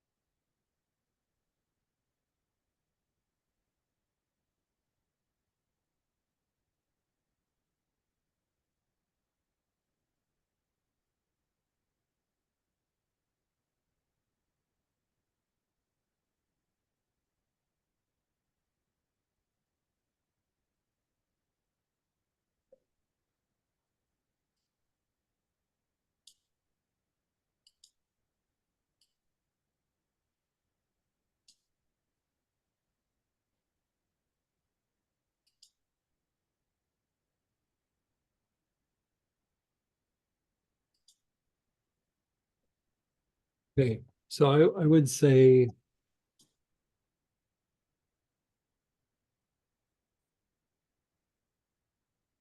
there'd be a couple of things that I would do to try to stabilize that. When I go through and look at all the different things, I think there's still like a glitch in the nervous system. it looks like it's fine, and then there's times where it becomes a little erratic, and then it regulates. Probably because you're doing so much therapy and stuff on yourself. So you could probably decrease the black cumin a little bit. If you want to keep doing it, I get it. Like sometimes taking the black cumin feels so good on the body, but I would say some sort of internal, like either lemongrass or anise. Like a couple of drops, maybe for just like a couple of days in a row, and then you could maybe let it go for a little bit, and then another week, and then do it again. Like there would be that component, and then remember a couple of weeks ago in the newsletter there was Yes. the auric stack for the anabolic Yes. state. I've been doing that as well. Yeah. Okay. Yeah. So do that, and Yeah. then the the blend, the anabolic state, do that one process out of that class. Like the catabolic state has gotten a lot better in you, but the anabolic state hasn't. The state of regeneration hasn't increased a whole lot, but the degeneration went down a lot. So that's a big one. But like get the body Okay. to where it can regenerate some more. Let me look at one more thing here.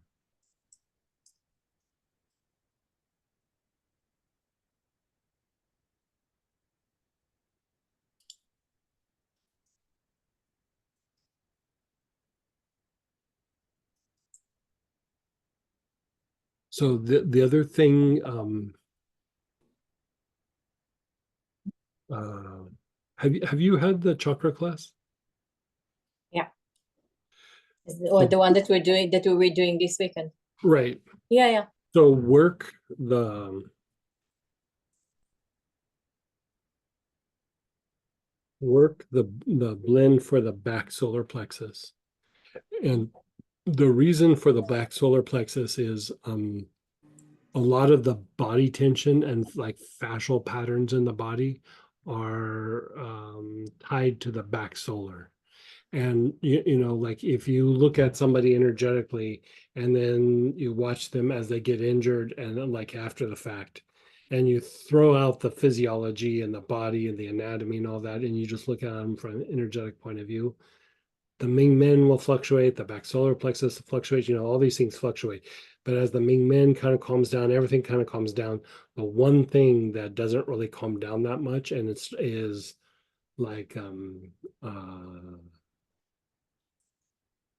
it's like moving erratically, like it has like an erratic thing is the back solar plexus.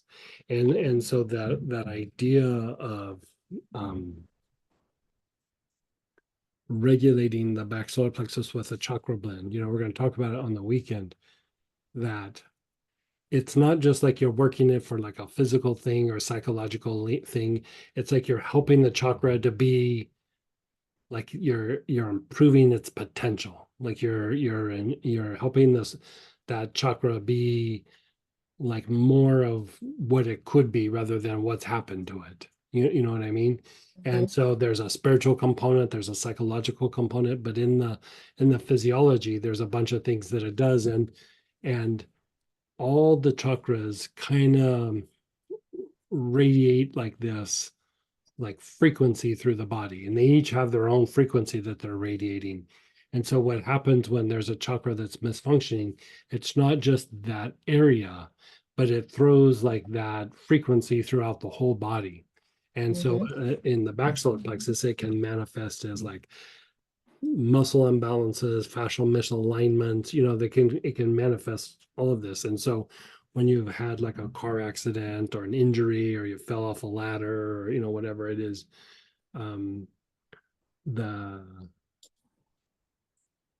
the solar plexus, the back solar plexus takes a while to regulate, especially when it comes to liver function and body tension and like soft tissue issues. And so you're going to you're gonna inhale it on the back solar plexus for like 15, 20 breathing cycles. And then do that thing where you go brain, spine, brain, spine, brain, soles of feet. And do that like maybe 3 nights a week. Doesn't have to be every day, because your solar plexus will start functioning better and it will start kicking stuff out. Give yourself a break. Like don't do it every day, because Okay. like you'll start feeling funny because your solar plexus is kicking so much out that Mhm. uh you know, you got to give your body some time to process it. And so that would be a time to use like a little bit more health rays, or a little bit more like helichrysum or terebinth, or anything that's going to open up the health rays, anua, sweet annie, anything of that nature, and just keep the things open, and that will probably shift your body out of that pattern where it's like it's good and then it's bad and then it's good and then it's bad. You can do it with healing too, but like the oils I find like make it happen so much faster, like because they're physical and energy Yeah. both at the same time. Mm-hmm. So oh wow, okay, thank you. So here's an interesting thing which I didn't make the correlation in my head. You said nervous system. What also happened is I mentioned that I get these pins and needles feeling in my back. yeah, That also really that's the so, nervous system and that's the thing, like it resolved, but in the last couple of days, all of a sudden it came back. Yeah. So okay. Yeah. And But then see, like that can still be nervous system, but also what could be happening is body tension, fascial tension, a little bit of body misalignment that happens because of the fascial tension, because like you'll be fine, and then the fascial tension, all of a sudden your body will go click, and and then you relax it and then it goes back, right? And so what happens with the pins and needles sometimes is the tissue will compress the nerves, and then it excites them a little bit, and then you'll start to feel like weird, like little sharp stabby pains or things. Yeah. Okay. And then so for the black cumin, so I can take it what, like once a day, basically, a few drops, like drop it down to like once a day, 2 to 3 drops. I mean, as long as you feel like you're doing good there, like I'd say just once a day. Yeah. Okay. And then still do like galbanum. Yeah, like galbanum, boy, it's hard to say, don't do galbanum every day. God, I try to only do it once a day, and sometimes I do it 3 or 4 times a day. Okay, so I still do.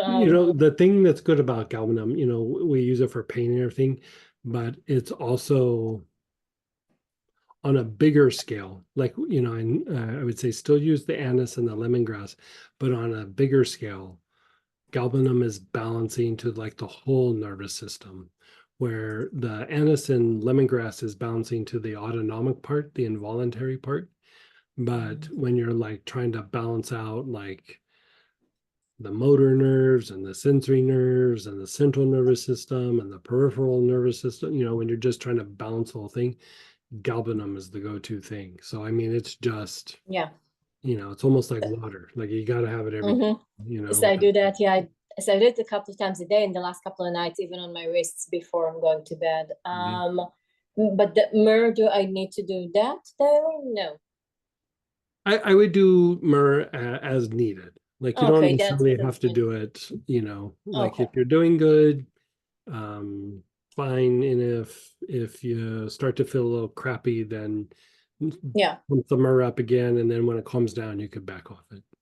Okay. And then lemon, I don't have anise, but I have it from the kids, but I have lemongrass, so I can do that. Yeah, that's perfect. And then that works. okay, so a couple of drops, a couple of days, take a break and do that again, like for the next week. Okay. Yeah. And then anabolic state is fine. This one is fine. The chakra is fine. And I saw the pattern on the newsletter yesterday for the chakras.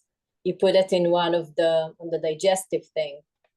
So I thought that was oh yeah, probably did. Yeah. Okay. I'm writing so much I can't remember what I put. Like so I'm like, and then do I need, and then topically I also started using the facial release body tonic.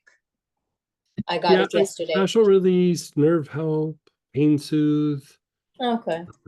terebinth. You know, I would rotate them a little bit. Okay. Yeah. Okay. Thank you. And yeah, some things came up emotionally, like things that I'm ready to release and I never realized up until now. So I guess that also has to do with back solar Well, plex, like probably a bit. well, especially if it was in either the vibrational class or this class Yes. with the spirit, it's also it's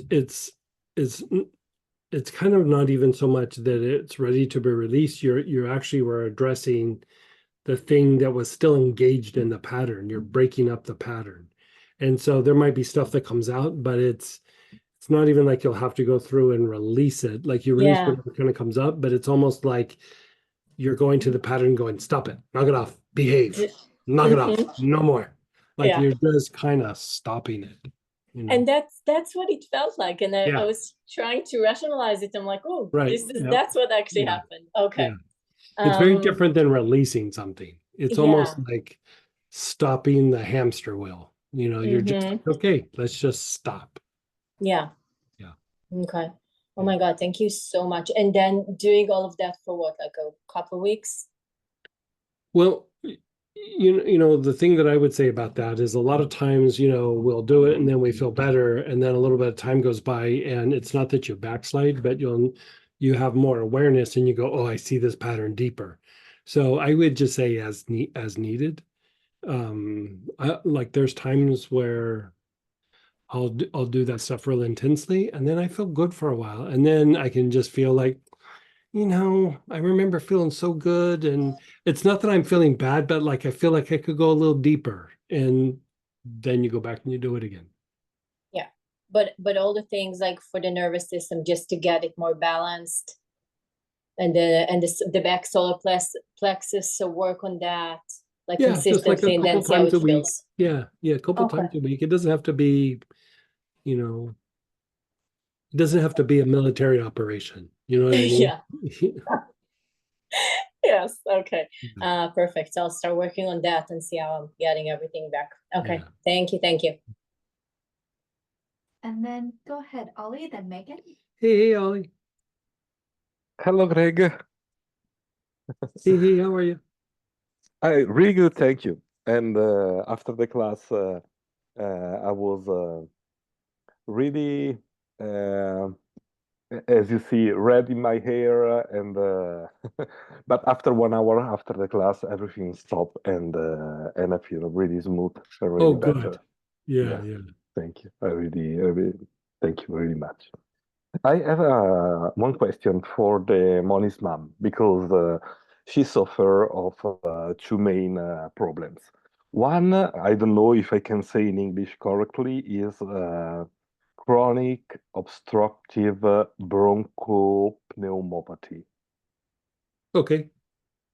And the other one is light cerebral vasculopathy. Okay. There, can you suggest something to can help her? Okay. And who is this for?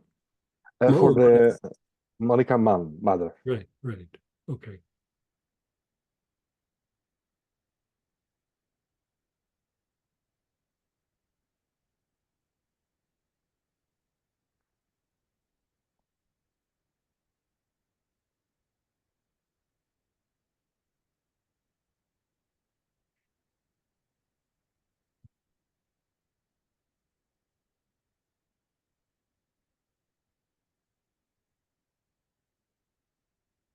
I especially for the bronchial neuropathy, I kind of like the idea of clove for that.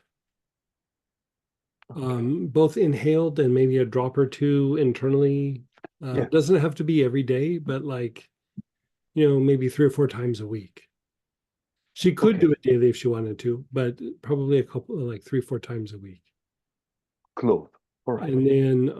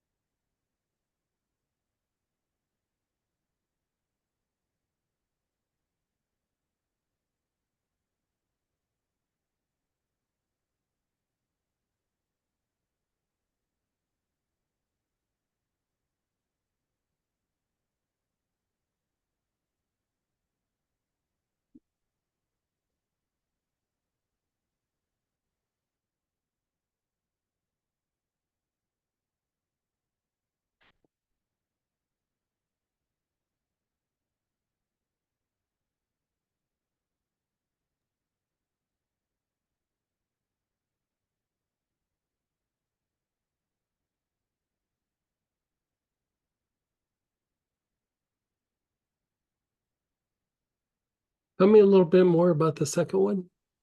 The second. It's cerebral vasculopathy.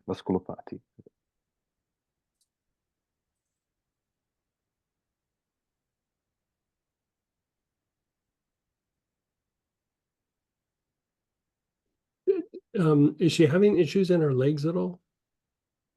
Oh yeah, she has vein problems because all the family get this vein Okay, problems. because when I look at that, I start off and I keep going to the legs.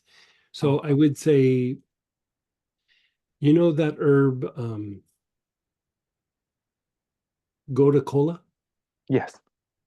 I would have her take like maybe 3 or 4 capsules of that a couple of times a day. And Oh, let's okay. see how that treats that. Because it would be good for the legs and it would be good for the brain. It would be good for a lot of different things. I think that's the ticket for that. Oh, great. Thank you. Yeah, and that one I would do daily. Like do Daily. that one, yeah.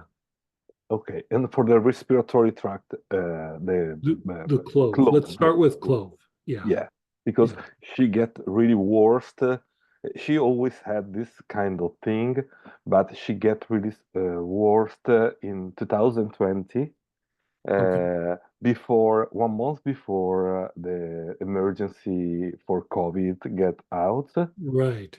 she was 1 month in the hospital Oh, wow. because she had this kind of strange pulmonitis. They didn't know about Right.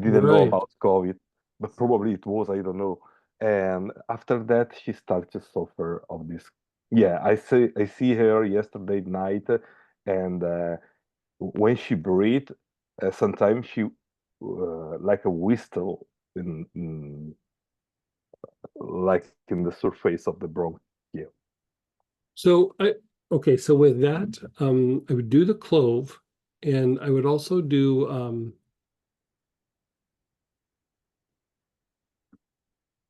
I would have her take like quercetin as well. Quercetin. Yeah, Yes. like I would do quercetin and then, maybe even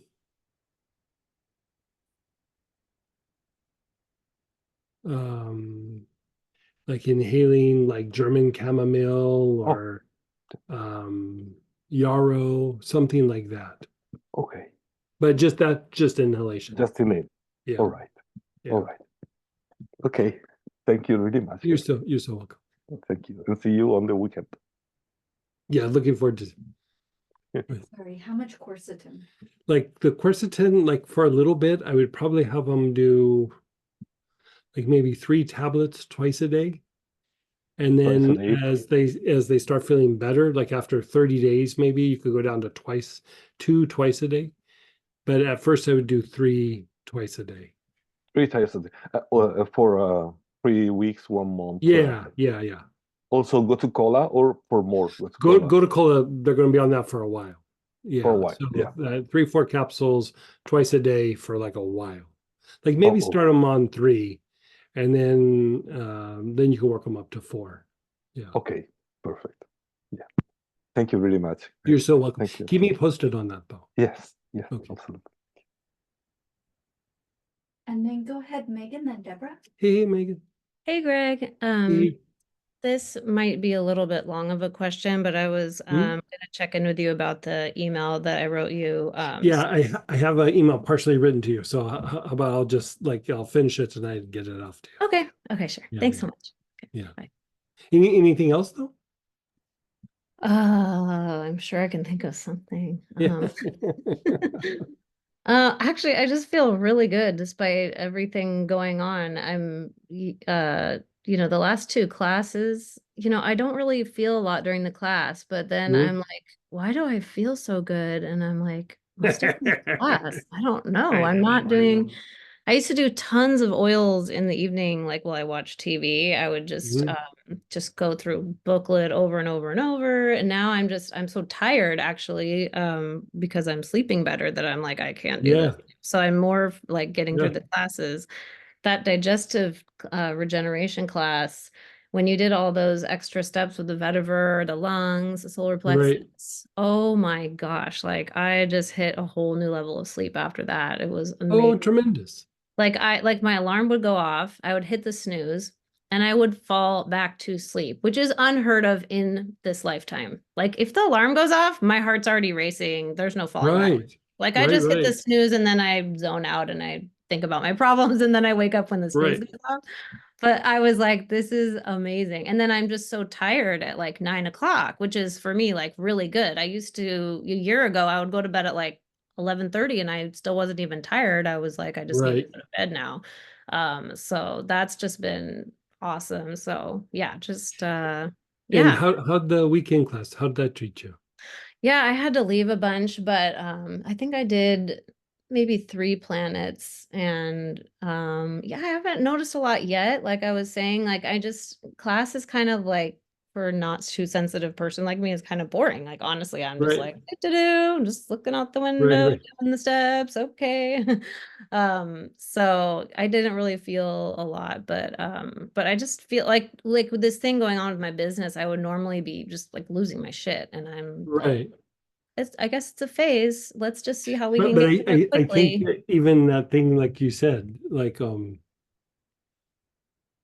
you might not have felt what it was happening in the moment on the weekend, but like the byproduct is what you're feeling. And it's like you said, like, you'd be losing your mind and like this and that, and you're just like, nah, that's kind of Yeah. the byproduct of those things. I'm kind of like, is this okay that I'm not more worried? Does that mean I'm not going to attend Right. things? Right. Because Right. I need to tend to things. I think I am. Right. I'm doing anything I can think of, which I don't Right. have a ton of ideas, but hopefully I'm not getting too Right. relaxed. Yeah. But like I went through a phase like that where I think in my mind, and this could just be me, but like when there was a problem, I felt like if I didn't get upset, I wasn't addressing it. Mm-hmm. And really what I realized over a period of time, it wasn't right off the bat, but over a period of time was that I didn't have to be upset to address something. Like be upset and addressing something were two different things. Yeah. And usually when I was upset, it would make me almost like a little panicked in how I dealt with it, where I could be a little bit more methodical about how I handled it. And I remember talking it out with my friends, like I go, I think I'm doing something wrong, or I'm just and one of my friends kept pointing out, he kept saying, well, it looks like you just don't care. Mm. And I think he was seeing the same thing that I was seeing. Like in my mind, being upset meant that I cared. Yeah. And really I care. I just don't have to be upset about, like, but it's not that it's not upsetting, but I don't have to go and, like you said, lose my shit just because I'm feeling, this or that, or something's happening. Like, Yeah. and it was a little bit of an adjustment for me. Like, it wasn't long, but I mean, it was like a few weeks or a month of just like, well, I should be Yeah. upset about this, but I'm not. And I should be honest, I did lose my shit a little bit, but it was so much but less than still, it would have yeah, been that to me in comparison, it's like I'm fine. I'm actually okay. Like I right, had a couple days where I was like, I had about 2 days where I was really bad, in pretty bad right, shape. And then I just came out of it and I never felt like that again. And yeah, I good, had to sit and have a talk with myself. It's just right, uncharted territory. Like right, I'm not depressed or feeling sorry for myself. Like, right, does that mean I'm not gonna fix my problems anymore? And it was right, like, no, like okay, the kids went to school. I have a couple hours to do like energy practices. These are the things I'm gonna do today for that. And then I'm not gonna do anything else because there's really nothing else I can do. So if I right, get to enjoy the rest of my day, I might as well enjoy it. So right, it's new, it's nice. right. Yeah. The the duration should be shorter and the intensity should be like diminishing. Like, and like you Yeah. said, you're able to pull out of it. Yeah. And that's it was, all you good know, signs. like in the old days for me, depression was just like always there. It was just a question of how much. And so it was kind of like, oh, there's that thing again I haven't had in a really Right. long time. But it was like, I have so many tools. I feel, you know, I'm hopeful that like maybe that was the last time. Maybe that was it. Like maybe I just am not going to have it anymore, even when something really bad happens. Because this was significant enough that it should have gone on like in the past for weeks or months or Right. just hung Right. around kind of Or forever. it's just there until it's resolved. Right. Yeah, Yeah. Until the like problem it's goes. this way until this is resolved or something. Yes. Yeah. I just keep cycling through the negative thoughts until the problem isn't there. Yeah. And Right. so Right. it's like, Right. wouldn't it be great to just for that to just never come back? Which I really haven't felt that bad in years. And I was kind of celebrating at the same time I noticed it. I was like, I used to feel like this all the freaking time. This Right. is so Right. great. Like, Yeah. and it Yeah. was like 2 days. And then I was like, and I knew I would be okay too. It was like, I had so much more perspective even while I felt it too. So, you know, Good. everything's just better and better. And Very good. the way like the peace I feel, I was like, what was the class I took before last weekend? And I finally just looked it up because I just couldn't even remember. And it was soul guidance. So something must have happened with that class because Yeah, there's another one. I've just never been this calm before Right. and just like pretty happy. So Yeah. I thought I was I would have said last year, I'm super happy. I'm super calm. But this year I'm even more happy, more Right. calm. So I'm just like, all right, let's see how far this goes. Yeah, nice. Yeah. Okay. And Well, that also kind of shows like happiness and calmness. It's all relative. Like it's like I'm happier than I was before, or calmer than I was before, but it doesn't mean we can't still even go deeper into it. yeah. Oh yeah. I mean, I have some classes I missed that I'm gonna take in the org programming, and so I'm sure, you know, there's more to come. And then I just haven't even really gone that deep with the ones I've taken lately either. So I mean, I'm just like, oh my God, I can't catch up. There's so much I want to do, even with what I've already done. There's just not enough hours in the day to keep doing what I want to do, but you know, squeeze in everything we can. Well, good. Good. Well, thank you. And then go ahead, Deborah, and then we have some chat questions. Hey, Deborah. Hey, Greg. Hey, So Sam. are you in Florida or are you in North Carolina? No, I'm in Florida. I've been in Florida. I was headed to North Carolina the following like Friday when everything blew out there. Right. So I felt like, oh my God, that was divine guidance. And then Right. I find myself in the middle of a Cat 5 here. So and what's really bizarre is when I moved into this place, I had visions of this happening.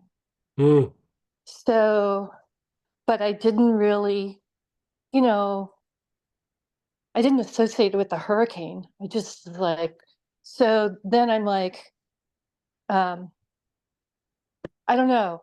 It's just kind of bizarre, but what I was really on the call for was, you know, I've been dealing with this burning thing. So she was talking about losing her shit. I lost my shit today. I was like, I can't believe I'm going to go through this. This is crazy. But you So know, are you evacuating or you're staying on the property or what's happening? so Sunday night I realized that it would probably be better if I left.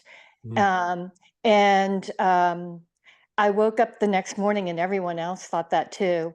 And you know, it was bumper to bumper on the interstate, and you know, gas was running out everywhere. And so I was just like, I'm not doing this. And then today I thought about doing it, leaving, and places where I thought I was going to stay, they're evacuating them, like the East Coast as well as the West Coast, like the whole state of Florida. So, and then the next place I had would take me 10 hours on a regular day. So, and then finding gas between here and there, because I would have to have a fill up when I hit the Florida Georgia line, and I just was like, it doesn't make sense. to leave, that I'm in a zone D. They've only called for A, B, and C to evacuate. And I'm going to go over to a friend's place tomorrow that is not near water, and their house is completely boarded up. So, you know, I really feel like the area will get water, but I don't feel like it's going to be like I don't think that this neighborhood will be gone. It's just we'll be dealing with the aftermath of what Right. water does. So I've been preparing my stuff for minimizing the damage to it. But, you know, my family's been through Katrina, so I know Mhm. the aftermath of that. And everyone says, oh, but this is not below sea level. And I was like, no, the wind. Um, yeah, but it doesn't feel like I physically will be hurt. It was just the like, I can't believe that I didn't leave kind of Mm. realization this afternoon. So, yeah, but I've been extremely calm. You know, I'm not Good. like an anxious kind of person, and that I feel like this ashwagandha that I know, and I'm saying Mhm. that right, that I've been on, and the like uh um mega dosing of all of the vitamins Mhm. has just really flipped my body Oh, to good. another state. But I was still having this burning thing in my left abdomen. And it kind of flipped to where then I would feel it in my back. And that had been going on for months, right? And nobody could figure out it or had an idea about it energetically or whatever. So I finally went and had a colonic done, Mhm. and it hasn't been long enough to see if this thing is going to come back, but I do still feel tension in that area. And I was just wondering if you had any sort of insight. I mean, digestive issues can definitely cause a burning sensation. They can cause the abdominal pain, and there's some like versions of it that will be the cause of back pain. And so that you're kind of having it on the front and the back. I mean, it's a good chance that that is the case. Um, it could be the function of the organs, but also could be like a fascial lesion in and around an organ. And there's usually not a lot of sense in the internal organs. Like, you could go in and start poking organs with a sharp point or something, or make an incision, wouldn't feel a thing. But when you have like twisting or compressing or things of that nature, it can cause like burning sensations and things like that. And so with that, I go back to there could be like a form of like a fascial lesion in the area. And so you could try treating a few different ways. I mean, helichrysum could work. The fascial release blend could work. Terebinth could work. Um, Are you talking about like on the spot? those I would do all topically. You might even try like clove internally. Well, I was Clove is a doing, really good antispasmodic. I think you're on that for your thyroid, though, aren't you? well, I had been, and I was doing it like you had recommended it, and I was like, and then it didn't seem to be making any progress. So, they upped my thyroid medication, which then took care of the thyroid, even though I really want to get off of it. So I stopped taking the clove. I didn't realize you thought that I should continue with it. Um, why don't you try it a little bit just to see how it impacts the gut? I'm not sure it will work, but it would be a thing that I would try. The other thing that you might want to try, and like it's like a way to work the fascia, but from the inside out, is MSM. You know that supplement MSM? That's like a type of sulfur. No, that's a new one for me. Yeah. Okay. So they usually use it for like joint related issues like arthritis or herniated disc or something like that. And so like when you go in the health food store, it will be in the section where the things for arthritis are or something. But in times in the past, like especially in the abdominal area, like when there's been like an injury or a bunch of surgeries or something and there's a bunch of scar tissue, and it's hard to do either manipulation with the hand or things topical. Like helichrysum still will have an impact, but a lot of times I would have them use the MSM, and you could get it in a liquid, you could get it in tablets, you can get it in powder and just mix it in a drink, whatever. Taking over a period of time, that will shift the fascia, especially the fascia in the gut, and it will make the body feel good, like the joints and everything. But the thing you're really trying to target is the fascial lesion, or scar tissue, whatever you want to call it, in the gut, because like anytime there is that burning sensation, there's a little bit of something being twisted, compressed, something. And so that's what I would do. I mean, the other thing you could do is you find some person who's good at manually manipulating the organs. Like, they're not really manipulating the organs themselves, but they're working the fascia around that. Were you having this before you had all that myofascial release? No. Yeah, it's fascia. Like, it just dawned on me that you had all that fascial work done. So that's the thing, is you've unwound the fascia, but like all the area except for probably that area is like unwound. And so the body is shifting, but that area is still kind of tight, and it's causing a little bit of like an issue. And it's causing pain and discomfort, but over a period of time, it might start impact how that area, that organ in that area is functioning. And so, there are modalities that they do, like visceral manipulation. And like down in Florida, you probably can find it easier than in most places, because a lot of the places where you train is down in Florida. Okay. And so, what's his name? Upledger.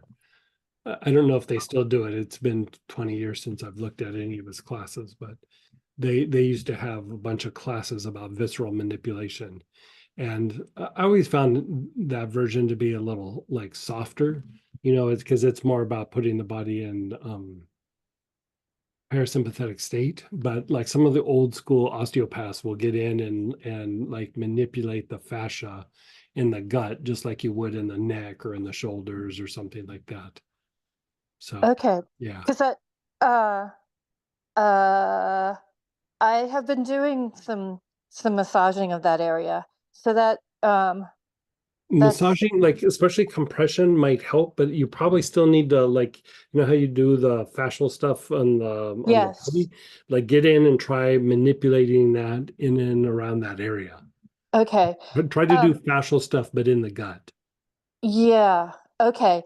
That was part of what they did for me when I was in Sedona. Was they did a lot in the abdomen area, and they actually gave me an exercise for there, and I haven't done it in a while because okay. Yeah, Thank you for that insight. because like the places where I would see that the most back in the old days when I was doing physical manipulation, it was car accidents, like weird falls, runners, and cyclists.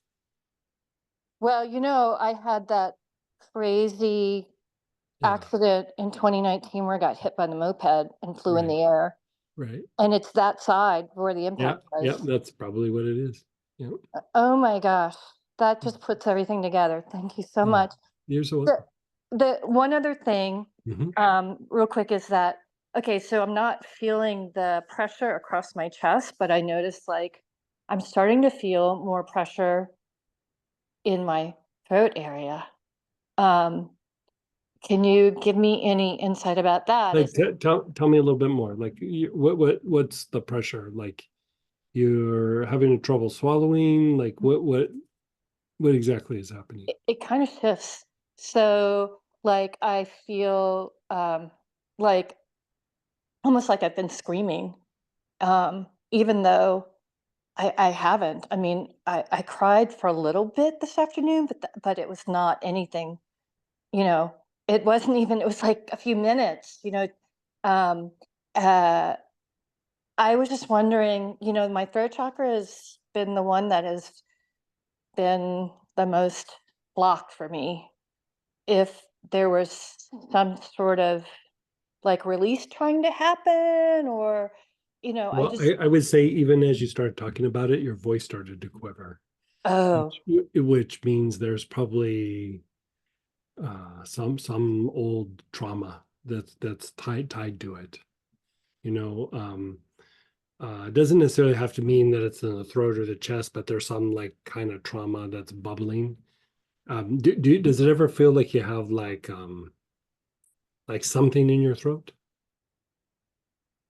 Like a heaviness or a little like glob of something in your throat?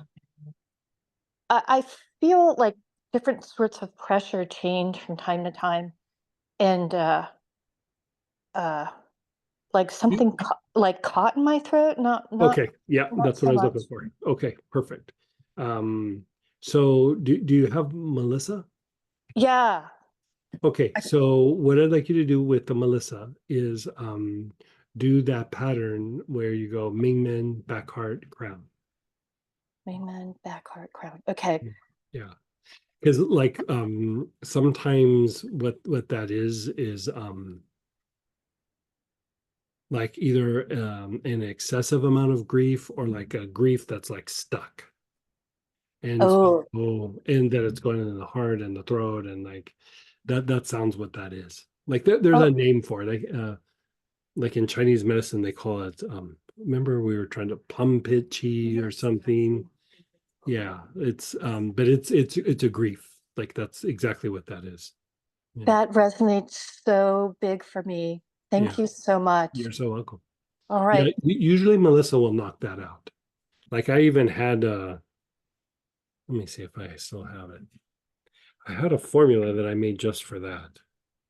I mean, nobody ever gets it. Like I just use it if I'm treating somebody. And let me see if I have it in my notes here. You know, I've been I found some body tonic that's Min Mang that we used. Oh yeah. And I've been putting that on me. I think Hmm. maybe that's helping with the Yeah, movement. yeah, that should. Yeah. Oh, okay. That's also very good for stress, like stress in the body. Really good for that. Okay. And I just have been putting it like actually on the Ming Man area, and then kind of just other areas that just come to mind, like, Yeah, even like putting it on that abdomen area, like any of that works. okay, all right, because I was using the um, you had an oil that I had asked about last time, and you said it would be really good on my feet and my abdomen, and I'm looking for it right now. It is the unwind ashwagandha, Oh yeah, yeah, yeah, yeah. and I've Mhm. been putting that on my abdomen every evening. Um, so that, in addition to um, the Min Mang. Mhm. Mhm. So the formula that I used for mm, that grief stuff, um, uh, Melissa and Cape chamomile, and there's another oil in there that you won't have, But even if you just combine those two, if you have Cape chamomile, if not, just do it with the Melissa. Okay. And was it called grief or something? No, it's nothing we ever put out on the. Okay. I have a whole booklet of things that have never made it to the website, but I use them in therapy. Yeah. Yeah. Okay. Well, I will jot that down for when um, the storm passes through. Yeah, God, yeah. So, but I can put my hands readily on the Melissa. Okay, good. All Yeah, right. yeah. Perfect. Well, Thank you. stay safe. Yeah. Yes, thank you. Appreciate that. And I appreciate you including us in your a star session. It's Yeah, you saw me at the beginning. I was like rubbing my arm. We had been doing a session before this with the ministers, and like I had my hand up blessing for so long that like when I was done, I couldn't straighten my arm out. oh my goodness. But I we're trying to bless Florida as much as we can, and that's Oh, I so appreciate that. I missed the beginning because I was having to arrange some stuff here. yeah, But yeah. But I'm ready for the prayer after this. That's for sure. yeah. All right. Thank you so much. You're so welcome. And then the two questions in chat, let me get some people can hear. To warm the feet, did Greg once say to focus on the navel and the feet navel and the feet once upon a time? Did I say that well? Yeah. I mean, that might work. I mean, if you want to heat the body up, you do basic, sex, and navel all three at the same time. But I don't know about the feet. I might have said something like that. I don't remember. And it's not jogging anything loose, so. And then we are going to jump right over to start blessing. We have a lot of people that write in and ask about like, is there something for new people like the study groups or the classes? And we always do free classes, but this. Oh yeah, but the one that's coming up in a couple of weekends is I think we just called it free essential oil class or something, right? Yeah. We'll be talking about all kinds of therapy and lots of Q&A, but it's like what you would bring a new person to. So if you want to do that, we'll talk about oils, we'll talk about protocols, we'll talk about treatment processes, but also we'll address whatever questions and things that you want, and won't be super complex, and it won't be a lot of esoteric stuff. It'll be just basic good old-fashioned essential oils and treating things. So invite everyone. And I just posted the link there. Okay.